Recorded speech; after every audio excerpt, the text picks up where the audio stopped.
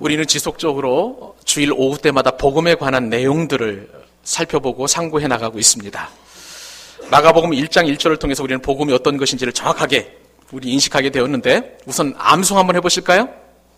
자, 이제는 제가 이런 말씀 안 드려도 알아서 자동적으로 나오실 수 있으시죠? 한번 해보십시다. 시작! 하나님의 아들 예수 그리스도의 복음의 시작이라. 할렐루야.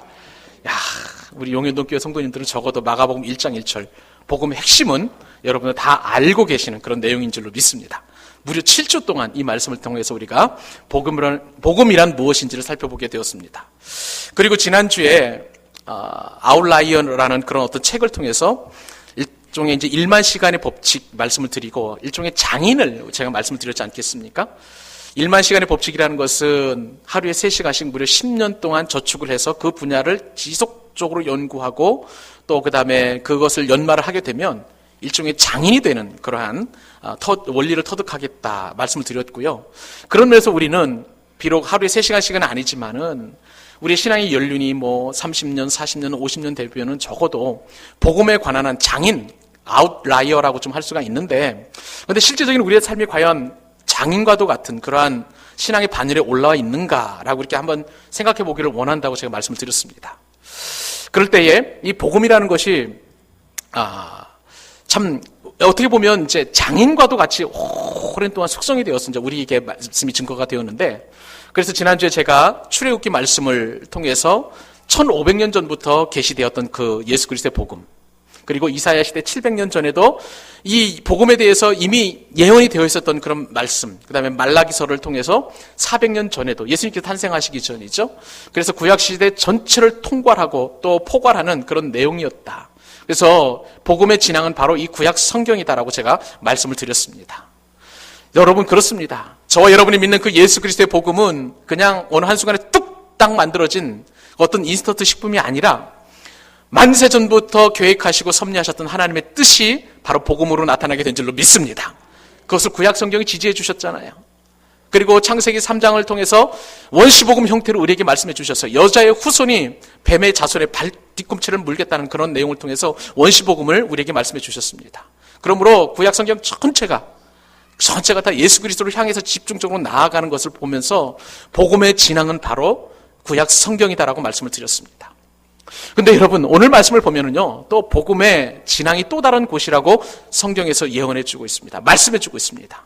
오늘 말씀을 보니까 선지자 이사야의 글에 보라, 내가 내 사자를 내 앞에 보내노니 그가 내 길을 준비하리라. 자, 그 다음에 굉장히 중요한 단어가 나오는데요, 광야에 외치는 자의 소리가 있어 이르되. 여기서 오늘은 저와 여러분은 광야라는 말씀을 한번 집중해 보셔야 됩니다. 여러분, 이 광야라는 것, 보통 광야를 좋아하는 사람이 있을까요? 없을까요? 어떻습니까? 광야 같은 세상길, 광야 같은 인생길, 찬송에도 이렇게 광야라는 단어가 나오면 대부분 긍정적인 내용보다는 부정적인 내용이 많이 들어가 있습니다. 왜요? 광야는 그만큼 살기 좋은 곳입니까? 살기 어려운 곳입니까? 살기 어려운 거예요. 맞습니다. 살기 어려운 그 광야가 오늘 말씀에 따르면 그곳이야말로 복음의 진앙이다라고 이렇게 성경에 말씀해 주고 있습니다. 여러분, 저는요, 이 복음의 진앙이 광야라는 그런 말씀을 통해서 큰 은혜를 받는데요. 자, 예수님께서 탄생하실 때쯤에 그때 당시에 전 세계 수도는 로마였습니다. 로마는 굉장히 화려한 도시였죠.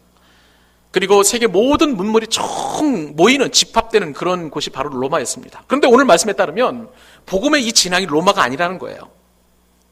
또 영적으로 볼 때도 유대인들에게 있어서 이 복음의 진앙은 그들의 신앙관이나 유대교적인 그런 세계관에 따르면 복음의 출발이 예루살렘으로부터 출발되어야 됩니다. 왜 그렇습니까? 예루살렘에는 성전이 있어야 되는 것이죠. 그런데 여러분, 복음의 이 출발, 복음의 진앙은 화려한 도시 로마도 아니고, 그리고 성전이 있는 예루살렘도 아니고, 오늘 말씀에 따르면 복음의 진앙이 어디라고요? 광야라고 이렇게 설명해 주고 있다는 것이죠. 오히려 복음으로 치면 이 로마가 변두리가 되는 겁니다. 복음으로 치면 이 성전이 있는 예루살렘, 유대인들이 정말 없으면 안 될, 껍벅 죽고 살 수 없는 그런 어떤 예루살렘이 아니라 광야라고 이렇게 성경에서 표현해 주고 있는 것은 참으로 우리에게 시사하는 바가 굉장히 크다는 것이죠. 로마나 예루살렘은 복음으로 치면 변두리 중에 변두리이고요, 복음의 변방이라는 사실을 우리가 말씀을 통해서 깨닫게 됩니다. 그러므로 사랑하는 여러분, 진정한 하나님의 복을 받기 위해서는 화려한 로마를 벗어나서 광야로 들어가라고 우리에게 요구하십니다. 그리고 습관적인 종교적인 그러한 삶의 터전이었던 예루살렘을 벗어나서 광야로 나아가라고 저와 여러분을 오늘 말씀을 통해서 초청하고 있는 것을 볼 수가 있습니다. 여러분, 왜 우리는 로마를 벗어나고 왜 우리는 예루살렘을 벗어나서 광야로 나가야 될까요? 그것은 광야가 가지고 있는 아주 독특한 성질 때문에 그렇습니다. 여러분, 광야가 도대체 어떤 곳일까요? 말씀을 통해서 우리는 한 3가지 정도 광야의 특성을 살펴보기를 원하는데요. 첫째, 광야는 어떤 곳이냐? 따라서 해보실까요? 시험의 장소. 광야는 어떤 곳이라고요? 시험의 장소예요. 시험의 장소.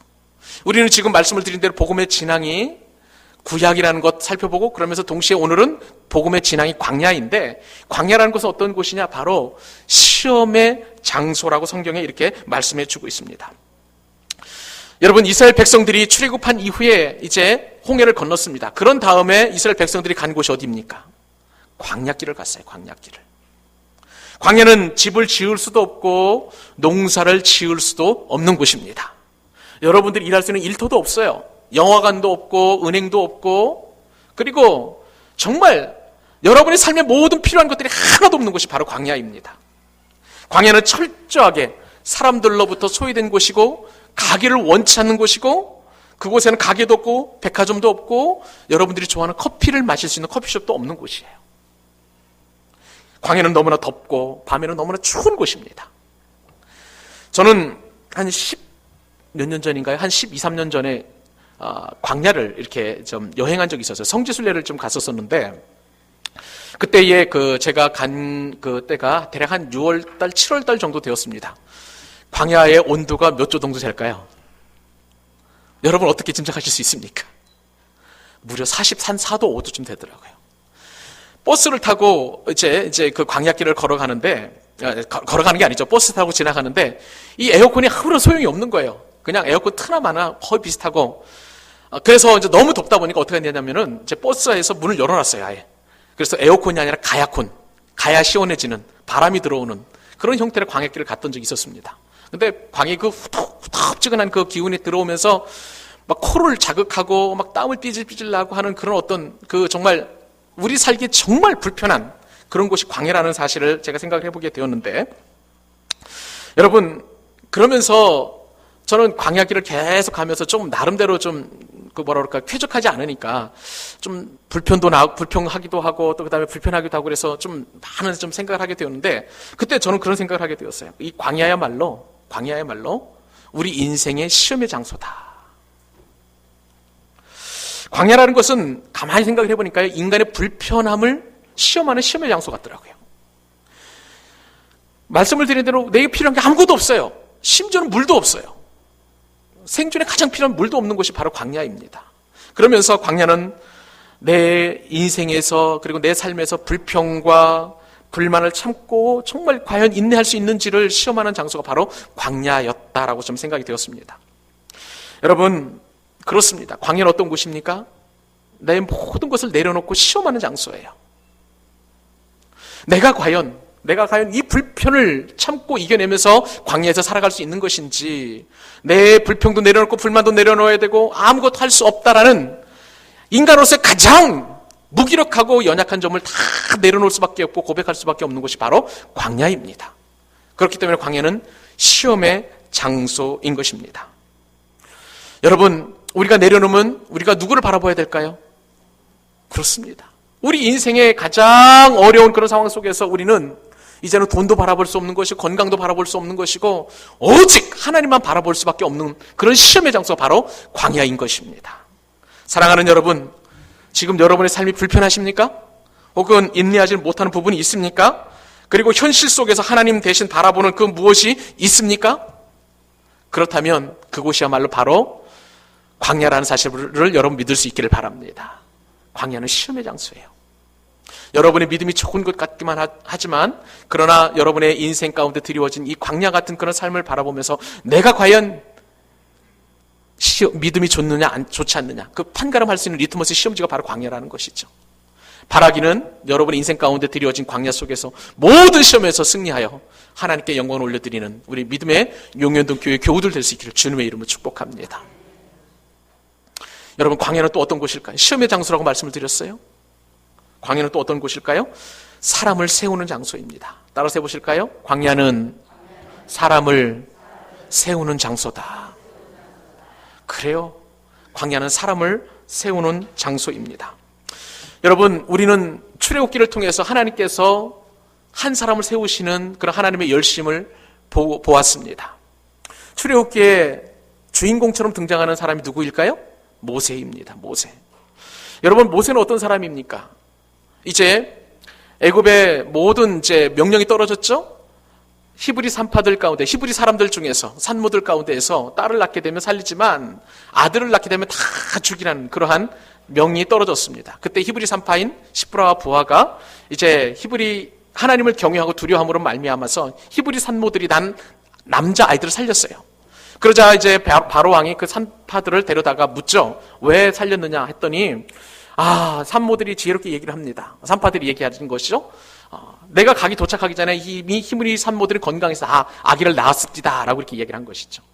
그래서 다른 명령이 주어집니다. 사내 아이를 낳게 되면 모두가 다 날강으로 다 던져버리라, 죽여버리라는 것이죠. 그 명령에 모든 애굽 사람들이 다 이제 그 명령에 준수해야만 하는 그러한 어명이 떨어졌습니다. 그때에 레위 사람 가문에 이제 한 여자와 한 남자가 결혼해서 아기를 낳게 되었고 3개월 동안 이제 키우게 되었는데 그 아이가 너무 잘생긴 거예요. 그래서 그 아이를 나중에는 이제 죽일 수 없고 점점점 시간이 지나니까 아이의 울음소리 더 커지니까 이제는 뭐 숨겨서 키울 수가 없지 않겠습니까? 그래서 갈대 상자를 엮어가지고 나무진과 그 다음에 역청을 칠해가지고 물이 스며들지 않도록 해서 갈대 숲 사이에 넣어두었죠. 그때 마침 애굽의 바로의 딸인 공주가 그 상황을 보게 되었고, 그리고 나서 그 모세를 이제 데려다가 왕자로 키우는 것을 여러분 잘 아실 것입니다. 그 뒤에 이제 모세는 그곳에서부터 왕자 수업을 받게 되는데 애굽의 모든 정치, 제도, 법률, 경제, 사회, 문화, 그리고 모든 영역들을 다 공부하게 돼요. 40년 동안 공부를 하게 되었습니다. 그래서 왕자 수업을 하게 되었는데, 자, 그만하면 그 정도 지식과 그 정도 능력 정도 되면 이제 모세가 생각하기를 자기 스스로 자신의 민족을 구원할 수 있으리라 생각이 되어요. 그래서 가장 제일 먼저 했던 것이 뭐냐면 애굽 사람들로부터 멸시와 천대를 받는 자신의 히브리 사람을 보호하다가 어떻게 하다 보니까 애굽 사람을 때려 죽이게 되었어요. 살인자가 된 것입니다. 살인자는 애굽에서 살 수 없기에 이제 바로 왕을 피해서 도망치게 되었습니다. 그 간 곳이 어디예요? 광야였습니다. 미디안 광야에서. 무려 40년 동안 모세는 자신이 배웠던 모든 것들, 그리고 자기 자신을 다 내려놓고 광야에서 훈련을 받고 또 훈련을 받고 훈련을 받고 모든 것을 내려놓는 그런 참으로 그 시간을 갖게 됩니다.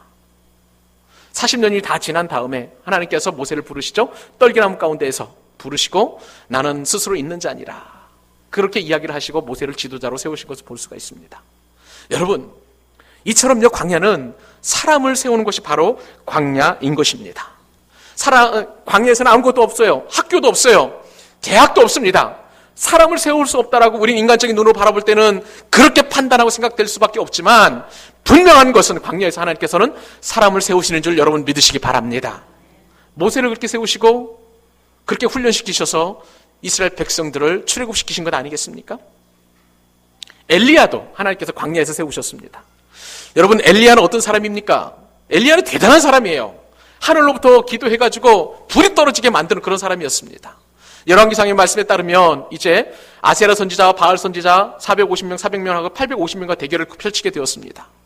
그런데 그 바알 선지자와 아세라 선지자들은 아무리 기도해도 하늘로부터 불이 떨어지지 않아요. 이 제단 위에 있는 그 불을, 그리고 제단 주위에 도랑을 파가지고 그때 물을 다 부어놨는데 그것을 불로 태워버릴 수가 없었습니다. 그때 하나님께서는 그들과 대적하면서 엘리야 선지자의 그 기도를 통하여 하늘로부터 불이 떨어지게 해가지고 모든 그 어떤 제단 위에 있는 모든 재물들을 다 불살라 버렸어요. 이렇게 능력 있는 종이 바로 엘리야였었습니다. 그런데 여러분, 이 능력의 종 엘리야가 어떻게 넘어지는지 아세요? 이세벨이라는, 그때 당시 아방의 부인인 이세벨이라는 사람이 가만두지 않겠다, 죽여버리겠다는 그 한마디 말로 깊은 절망 속으로 빠져듭니다. 그래가지고 엘리야가 도망친 곳이 어디냐면, 원래는 엘리야는 이제 북이스라엘에서 사역했던 그 사역자 아니겠습니까? 선지자? 그래서 북이스라엘에서 가장 남쪽으로 도망갈 수 있는 끝까지 도망가서 무려 140km로 떨어진 부엘사바라는 유다 최남단으로 도망쳤어요. 그 광야로. 그리고 나서 엘리야는 그 광야에서 죽기를 바라는 것이죠. 하나님 다 죽여달라고. 그때 로뎀나무 아래에 있었을 때 하나님께서는 이 엘리야에게 물과 그 다음에 까마귀를 통해서 먹을 것을 다 공급해 주시고 엘리야를 세워 주셨습니다. 사랑하는 여러분, 광야는 무의미한 곳이 아니에요. 광야는 한 사람을 세우는 곳입니다. 민족적인 지도자를 세우는 것이고 영적인 지도자를 세우는 곳이 바로 광야인 것입니다.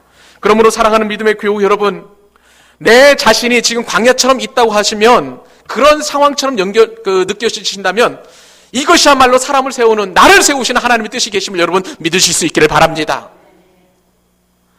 광야는 우리 가운데 아무런 의미 없는 곳이 아니에요. 반드시 하나님께서 우리에게 축복해 주시고 나를 믿음의 사람으로 든든하게 세우신 하나님의 뜻이 있는 줄로 우리는 믿어야 되는 것이죠.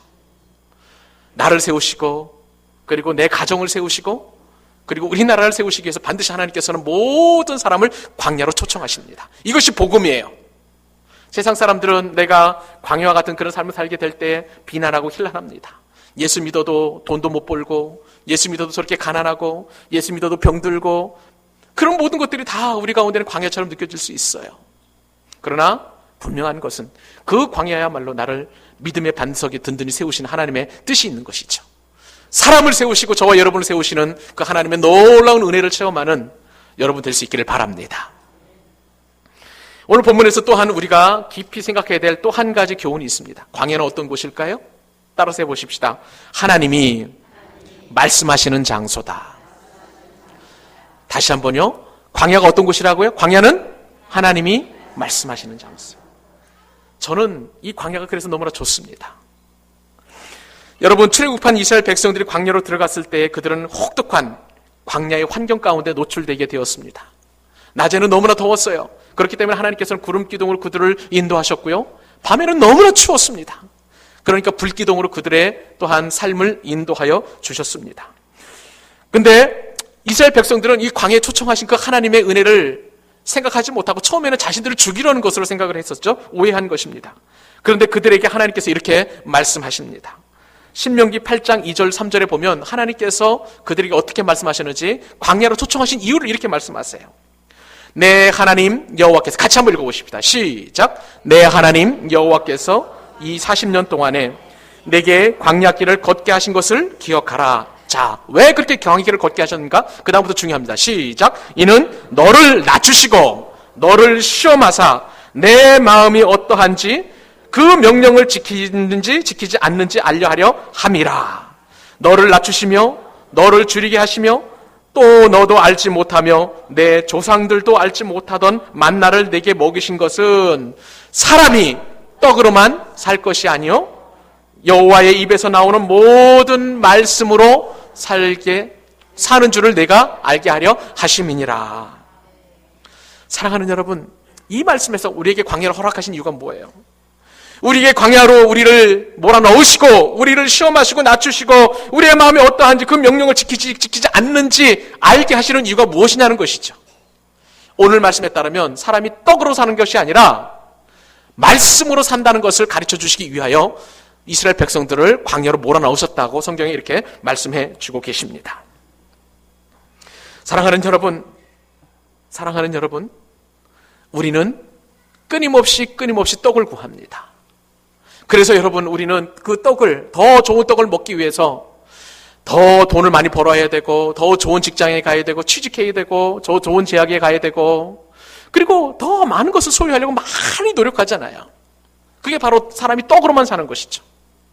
그리고 지금도 우리는 떡 없이는 살 수 없다는 것을 알 수 있어요. 어쩔 수 없이 떡을 구할 수밖에 없는 그런 인생입니다.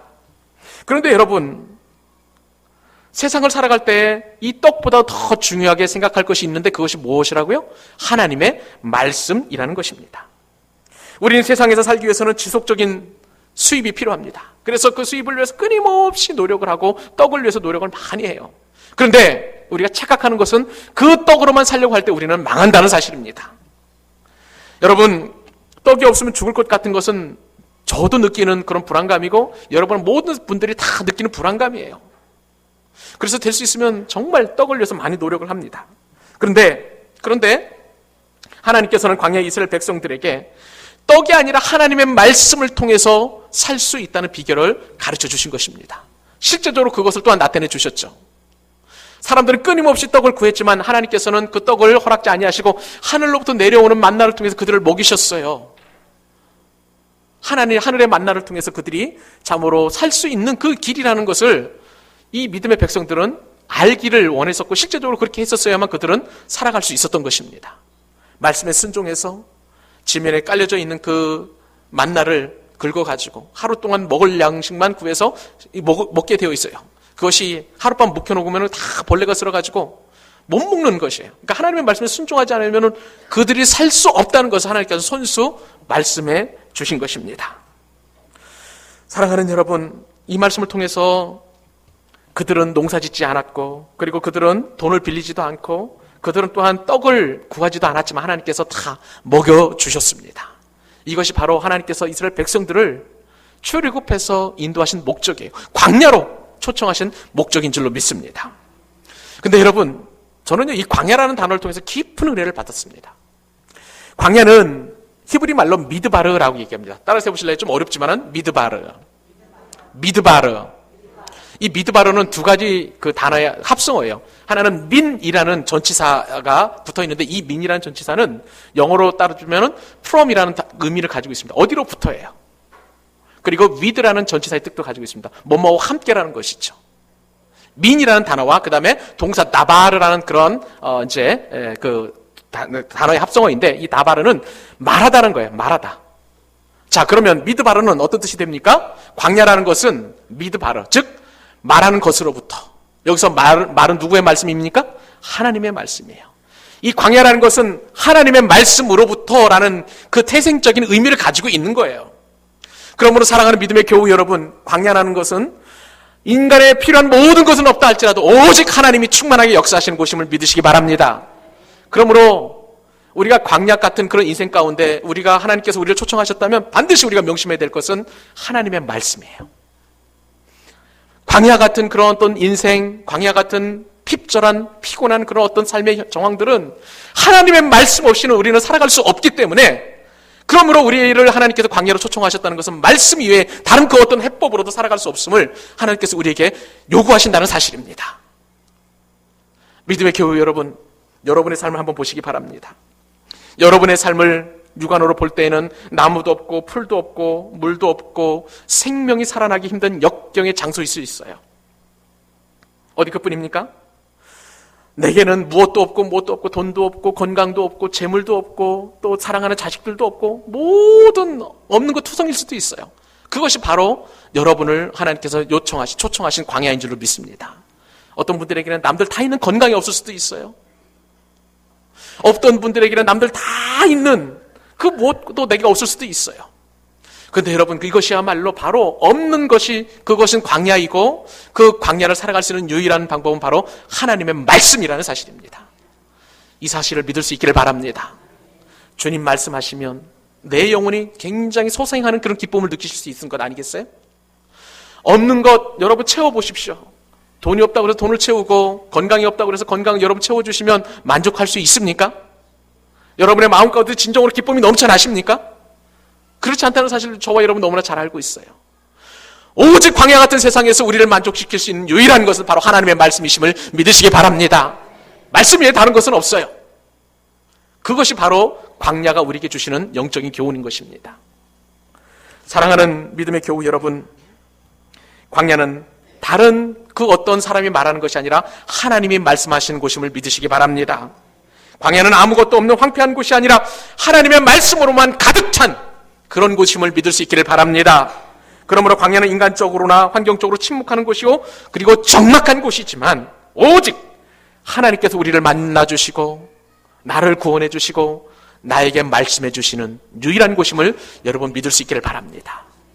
여러분이 광야길을 벗어났다고 할 때에 하나님이 여러분들에게 함께 하신다는 사실이 더 이상 느껴지지 않을 수도 있어요. 내가 배부르고 등 따시고 그리고 삶의 환경이 나아지면 나아질수록 하나님을 더 가까이 하는 것이 절대 아닙니다. 광야 같은 인생길, 그것에서 오히려 하나님은 더 깊이 우리는 하나님을 만날 수 있는 것이죠. 믿음의 교우 여러분, 이 하나님의 음성을 들을 수 있기를 바랍니다. 여러분의 광야는 어디입니까? 경제적으로 어렵고 물질적으로 궁핍하면 그곳이 바로 광야인 줄 믿으시기 바랍니다. 자식이 속썩이고 또 자신의 앞가림을 못한다면 그것이 광야인 줄 여러분 믿으시기 바랍니다. 여러분의 육신 가운데 질병이 발생했다면 하나님께서 여러분을 광야로 인도하셨습니다. 또한 누군가로 인하여 마음에 깊은 상처를 받았거나 내지는 마음의 평안이 사라졌다면 하나님께서 여러분의 영혼을, 여러분의 마음을 광야로 초청하신 것입니다. 하나님께서는 왜 우리를 광야로 초청하실까요? 모진 사랑이란 말로 우리가 대답해 볼 수 있습니다. 모진 사랑이란 게 무엇일까요? 겉으로는 모질게 대하지만 속으로는 정겨운 그런 사랑을 바로 모진 사랑이라고 이야기합니다. 여러분들은 부모로서 자식들을 다 키우셨을 텐데 모진 사랑으로 키우셨잖아요. 자식을 사랑하면 사랑할수록 지속적으로 자식에 대하여 정말 더 광야 같은 그런 삶의 환경으로 여러분들 인도하셨잖아요. 더 가르치고 더 훈육하고 안 되면 말을 안 되면 또 종아리 때리기도 하고 하는 그런 것이 바로 부모님의 사랑 아니겠습니까? 그것이 바로 모진 사랑이에요. 하나님도 우리 삶을 그렇게 인도하신다는 것이죠. 우리를 너무나 사랑하시기 때문에 우리는 그저 넉넉하고 풍요롭고 풍성하는 것이 하나님의 사랑을 받은 것처럼 느껴지지만 하나님의 사랑은 그런 사랑이 아니에요. 모진 사랑이에요. 겉은 울퉁불퉁하고 불편하고 또 거칠게 느껴지지만 그러나 속으로는 따뜻하게 안온하게 우리를 불러주시는 것이죠. 그것이 바로 모진 하나님의 사랑인 줄로 믿습니다. 그러므로 믿음의 교우 여러분, 말씀을 맺겠습니다. 여러분의 삶 가운데 광야가 드리워져 있습니까? 그 광야는 하나님께서 여러분을 저주하거나 여러분을 낙심시키기 위한 그러한 장소가 아니라 오히려 하나님께서 여러분을 사랑으로 이끄시는 그러한 귀한 사랑의 축복의 도구가 된 줄 여러분 믿으시기 바랍니다. 그래서 이것이 바로 복음이에요. 복음은 바로 거친 광야에서부터 시작이 되는 것입니다. 오직 하나님의 말씀으로 저와 여러분을 인도하신다는 사실, 그 사실만 깨달아도 이제 오늘 이후에 여러분의 삶의 현장으로 나아가실 것 아니겠습니까? 가정이나 사업장이나 혹은 학교나 아니면 그 어떤 직장이라 할지라도 여러분이 가는 곳곳마다 광야라면 그곳이 바로 하나님께서 나에게 말씀하시는 장소이고 하나님께서 나만 사랑하시는 장소이고 그리고 하나님의 임재가 충만하게 드리워져서 저와 여러분을 더 윤택하고 풍성하게 하는 하나님의 뜻임을 깨닫고 모두 광야에서 승리하는 저와 여러분 될 수 있기를 바랍니다.